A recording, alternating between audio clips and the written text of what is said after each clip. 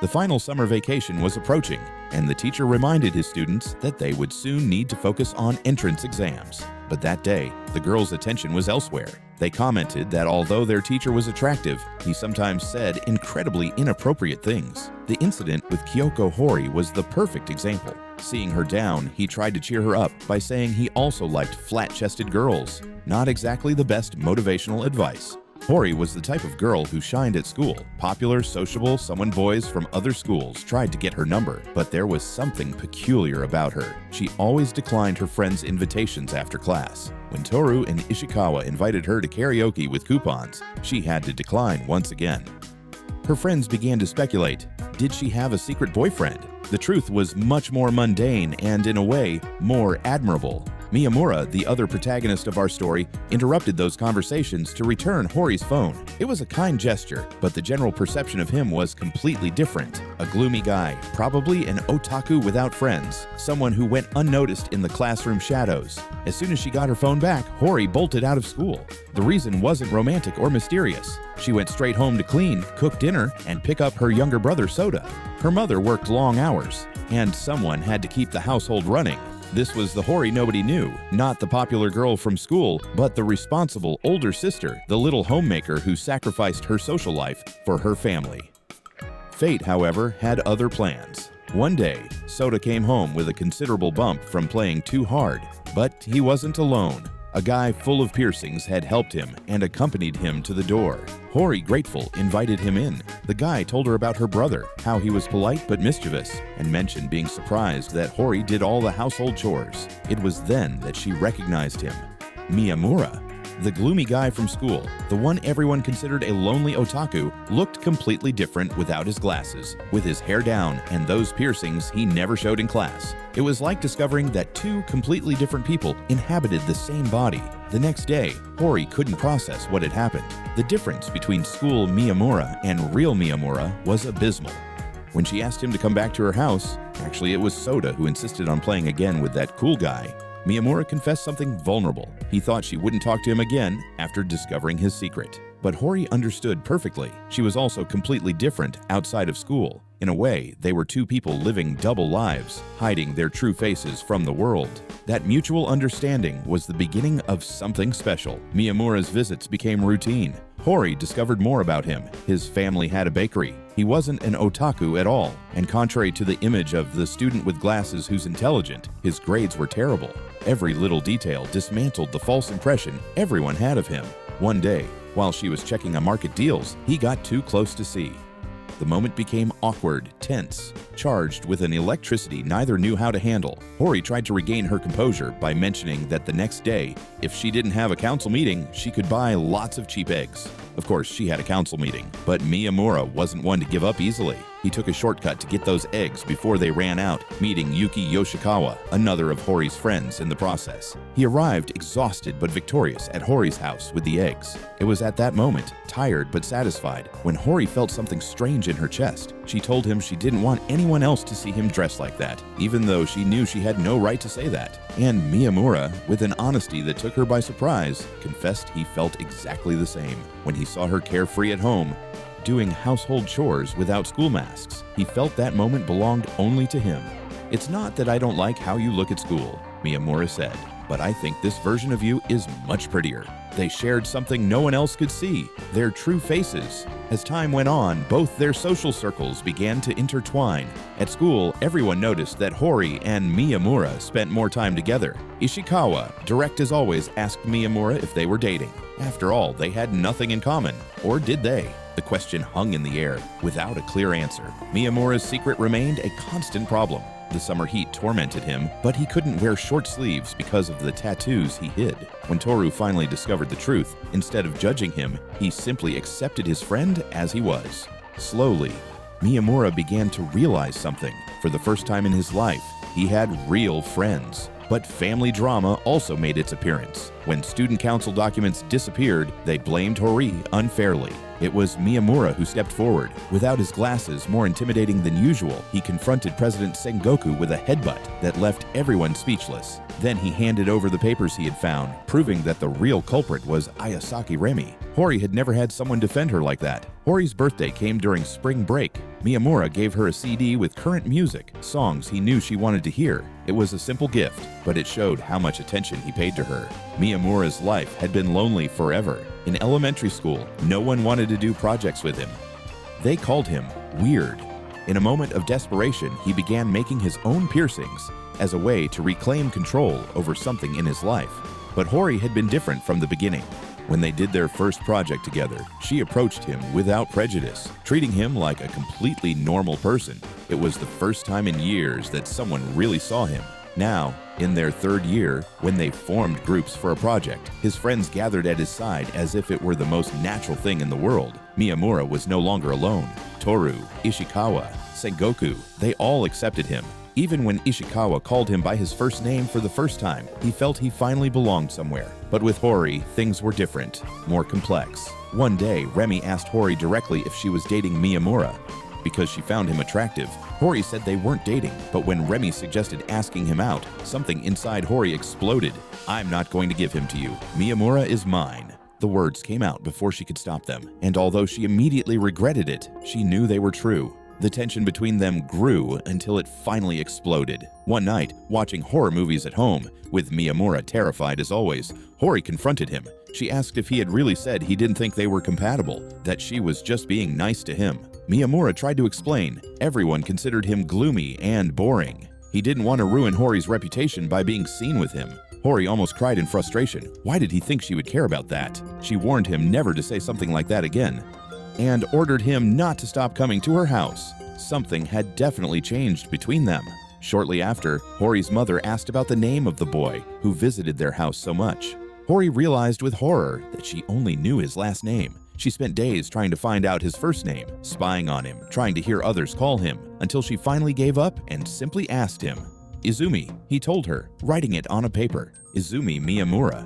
It was something so simple, so basic, and yet it meant so much. When Hori got seriously ill, Miyamura skipped school to take care of her. He found her delirious with fever, with tears in her eyes, asking him where he thought he was going. Between confusion and vulnerability, while she remembered her mother always absent due to work, Miyamura took her hand and promised, "I'm not going anywhere. I'm going to stay here until you get tired of seeing my face." And then, believing she was asleep, he whispered, "I've been in love with you for a long time." But Hori heard everything. For days, Hori pretended not to have heard the confession. She was terrified. If she acknowledged what she heard, things would change forever. But when her brother Sota mentioned seeing Miyamura talking to a girl from another school, jealousy consumed her. It turned out to be a misunderstanding. The girl was Shindo's girlfriend, Miyamura's friend, but it served to force the conversation they had both been avoiding. "You were awake, weren't you?" Miyamura asked directly. Hori confronted him about the girl. Miyamura explained the situation, and when they finally admitted their feelings, something changed in the air between them. Hori's father, Kyosuke, appeared at the least opportune moment. He was an eccentric man who smoked inside the house and asked uncomfortable questions. When he directly asked them if they were dating, Hori responded firmly, "Yes. Do you have a problem with that?" Miyamura, nervous but determined, added, "I'm in love with her." Kyosuke, with all the theatricality that characterized him, gave them his blessing. That night, when they were finally alone, Hori took Miyamura's hand. He took it properly, intertwining their fingers. "I don't know much about you yet," Miyamura said, "but I want to get to know you more and more." "Me too," Hori responded. Being official boyfriend and girlfriend didn't change everything immediately, but it did transform small things. Miyamura kept going to Hori's house. But now there was a different awareness in each interaction. When they touched, when they looked at each other, when they shared simple moments like peeling tangerines or studying together, Hori discovered something curious about herself. She had a strange desire for Miyamura to treat her badly occasionally. She didn't know where that fetish came from, but it was there. Miyamura, always accommodating, tried to fulfill her wishes, although it was hard for him to be rough with her. The dynamic was comical. He would hit her gently and pretend anger, while other students who saw them thought Miyamura was some kind of delinquent. But there were also tender moments. During winter break, trapped in the warm kotatsu, Miyamura stole candy from her with a kiss. Hori was speechless, processing what had just happened, oscillating between happiness and the desire to kill him for surprising her like that. At school, news of their relationship spread quickly. Some didn't understand what Hori saw in that loser, but neither of them cared about strangers' opinions anymore. The defining moment came when Miyamura made a drastic decision: cut his hair. He had been hearing rumors, feeling the pressure to be good enough for Hori. He thought if he looked more normal, more accessible, things would be easier for her. When he arrived at school with short hair and no glasses, it was like a bomb had exploded. Girls who never paid attention to him now surrounded him. Shu commented he looked like a completely different person. Shindo, his middle school friend, joked about having lost his precious Miyamura, but Hori's reaction was unexpected. She got angry. Not because he looked bad, he looked amazing, but because other girls now noticed him. She was possessive, jealous, and had no problem showing it. The new Miyamura was more confident, more socially integrated, but deep down he was still the same guy who fell in love with the girl who accepted him as he was. While Hori and Miyamura navigated their relationship, their friends also lived their own stories. Toru was clearly in love with Yuki, though she seemed not to notice. When they pretended to be dating to help Yuki reject another guy, Yanagi, who turned out to be incredibly handsome, the lie began to get complicated. Toru wanted it to be real, but didn't know how to say it. Sakura, for her part, gathered the courage to confess her feelings to Toru, knowing he only had eyes for Yuki. She was gently rejected, but instead of bitterness, she found a strange peace. She had been honest with her feelings, and that was enough. Sengoku and Remi were already a couple, but they had their own peculiarities. He was terrible at cooking and hated insects. Remi had a collection of dissected insects at home. She loved him for his fragility as much as for his strength. Shu, the loudest in the group, had his own story with his younger sister, Motoko, who studied tirelessly to get into a good school. And there was a boy, Kitahara, who seemed more interested in Shu than in his sister, creating a completely unexpected love triangle. All of them formed a tapestry of relationships, each with their insecurities, their dreams, their fears. The sports festival was a memorable event. Hori and Miyamura ended up on opposing teams, which meant competing against each other. But instead of creating distance, it brought them closer. When Hori tripped during a race, Miyamura cheered her on from the other side, not caring that they were rivals. When he participated in the cavalry competition, she shouted his name with all her might. Valentine's Day also brought its own challenges. Hori, who had never been good at cooking sweets, worked hard making homemade chocolates for Miyamura. She followed recipes, practiced, and although the result wasn't perfect, she made them with love.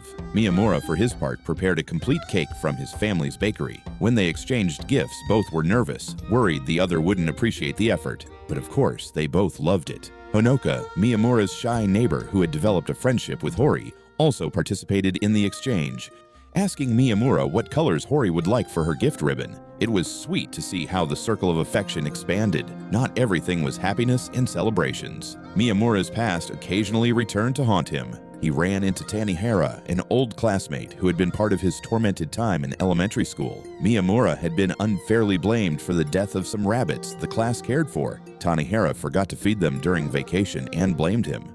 That incident had been one of the reasons Miyamura became so lonely. But now, years later, Tanihara wanted to apologize. He wanted to make peace. And although Miyamura still carried scars from that time, he had also grown. He had Hori. He had friends. He had reasons to forgive. The encounter was awkward, tense, but ended in a kind of truce. They couldn't erase the past, but they could build a different future. Miyamura reflected on that. If he had his old elementary school yearbook, would he want to keep it or throw it away? Before, he would have wanted to erase everything. But now, with Hori by his side, he could look back without so much pain. Those dark years had led him to this moment, and for that, they were worth it. Christmas arrived with snow and family gatherings. Miyamura worked hard at the bakery, but made sure to spend time with Hori's family. Kyosuke, Yuriko, the mother, Soda, all welcomed him with open arms. As they walked back home after the celebration, Hori began talking about the future. They were in their final year. Graduation was approaching. What would happen after? With a vulnerability she rarely showed, Hori told him she wanted to continue being his girlfriend after graduation. Only if you want to, she quickly added. Miyamura stopped in the middle of the snowy street. He took a breath. And then, without shyness or doubt, he shouted, "Then let's get married." Hori looked at him, surprised, before smiling widely. "I'm going to make you very happy as your wife," she promised. It was a strange proposal shouted in the middle of a snowy street without a ring or preparation, but it was perfectly them. Impulsive, honest, full of love. The third year passed in a blink. There were exams, preparations for the future, moments of stress, and moments of joy. Yuki finally gathered the courage to admit her feelings for Toru.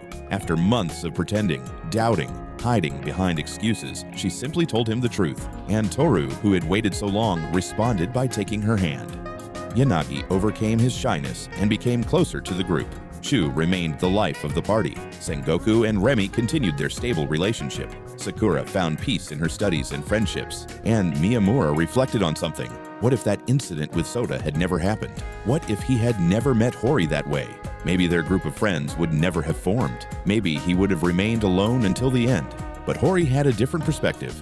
No matter the path, I think we all would have ended up meeting again. It was a belief in destiny, or perhaps simply in the inevitability that compatible souls find each other. Graduation day arrived with a bright blue sky. Sengoku gave the farewell speech as council president, interrupted by Miyamura's sneeze, causing laughter. Everyone took photos, hugged each other, promised to stay in touch. There were tears, laughter, nostalgia for the moments lived. Miyamura had a vision of his past self, that lonely, tormented boy who thought he would never belong anywhere. He mentally told him, "Wait a little, there are very valuable people waiting for you." His present self smiled. He was no longer afraid of the future. Outside school, Kyosuke appeared, to Hori's embarrassment, wanting photos with Miyamura. Shu's sister waited for him. Families mixed with friends, celebrating this milestone. Hori and Miyamura walked together to the sushi restaurant where they would celebrate. She hummed anime songs, a habit she had acquired from Soda, and he watched her with infinite tenderness. "I wish I could give you the sky," Miyamura thought, "but for now, I'll give you a cake with lots of whipped cream." Life after school continued naturally. There was no definitive ending because true relationships don't end with graduation. Miyamura woke up late one day and Hori called him, annoyed but also amused. When he finally arrived at her house, she had a surprise. She had cut her hair much shorter than planned, a hairdresser's mistake. She was worried he wouldn't like it, but Miyamura, always Miyamura, told her sincerely, "You look extremely beautiful."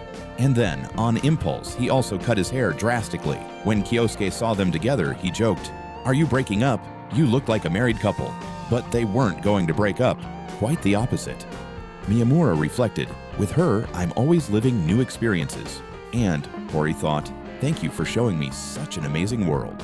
They had started as two people hiding their true faces from the world. They ended as two people who found in each other a home, a refuge, a reason to remove their masks. Deep down, Horimiya isn't just a love story. It's a story about finding acceptance, about growing beyond trauma, about building genuine connections in a world that constantly asks us to be something we're not. It's about two people who showed each other their most vulnerable sides and said, "This is you, and I like it." And sometimes that's all we need, for someone to see who we really are and decide to stay anyway.